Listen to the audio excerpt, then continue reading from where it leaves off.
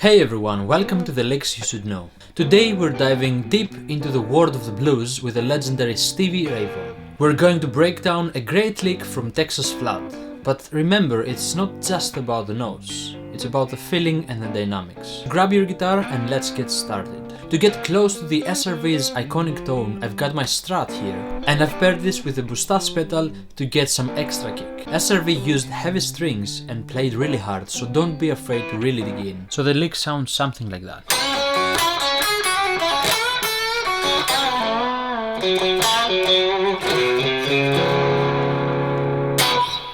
A really important thing to point out at this point is that Stevie Ray Vaughan has his guitar tuned half step down, but for the sake of the tutorial I'm gonna play in standard tuning, but I'm gonna play the lick as the original pitch. So you wanna play an F sharp minor pentatonic,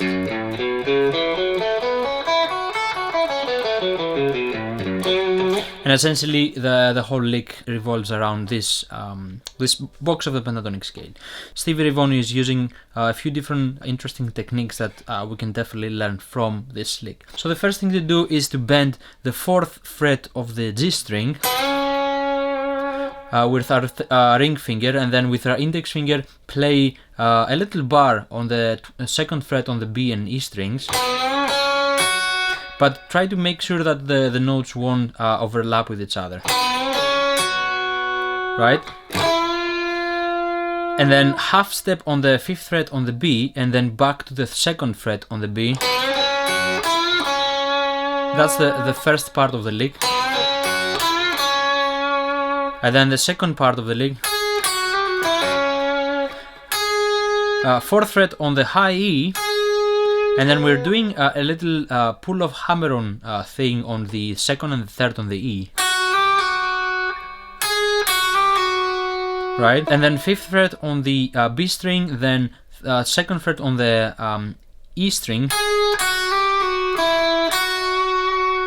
And then full bend on the 5th fret on the high E. And then you come back. This is really interesting. Stevie Ray Vaughan is doing that a lot, and I think this is one of the important things to learn, is that he's bending a full step on this note. He's coming back on the 5th, and then he's doing a half step on the same fret. Let me demonstrate.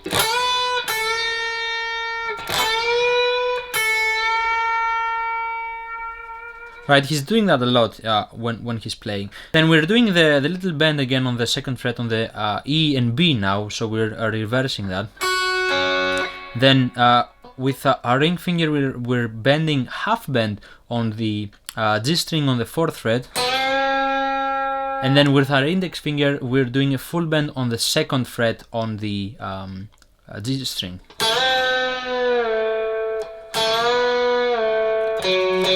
And then we're landing on the root note, which is the F sharp at this stage, with twice on the 4th fret on the D string. Let me play the whole thing from the top up to this point really slow.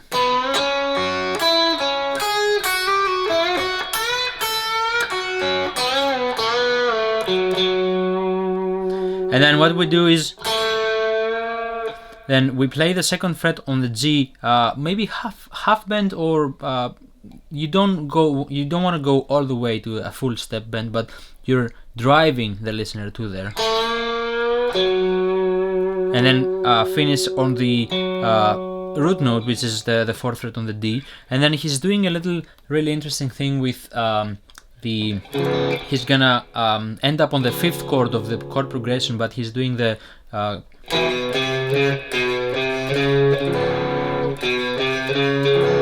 right, he's doing something like that, and the important bit and important thing to keep from that is that he's not doing a downstroke on the pick. That's really important.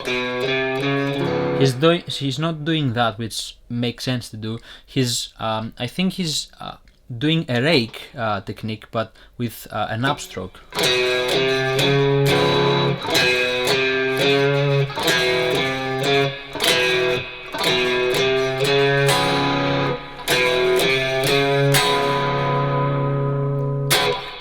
Right, so that's really important to do. So let's put the whole lick together really slow. Let me play one more time for you, and then hopefully you can follow along. So 1, 2, 3.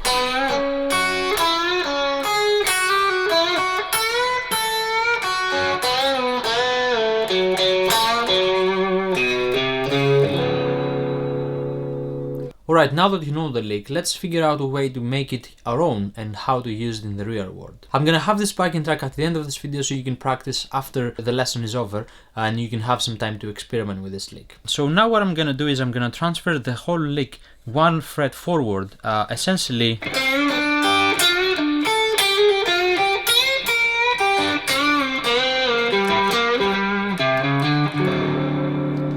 And then the reason why I want to do that is I want to give you a sense of how you can learn a lick and then how to transfer it. And by transferring that one step, I think it's a little bit easier than going like 10 steps or whatever. And essentially what we're doing is we're changing keys, and instead of the F sharp that it's the original song, we're gonna play the G in the G key, which is exactly 1 step forward.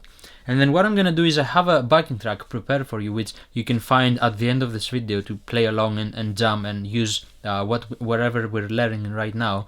What I'm gonna do is I'm gonna use this lick, and maybe I'm gonna introduce this lick in a few different ways, and maybe give you a few ideas of how you can think about this lick and not just play the lick as it is, but try to experiment and make it your own. Let me demonstrate how it can sound.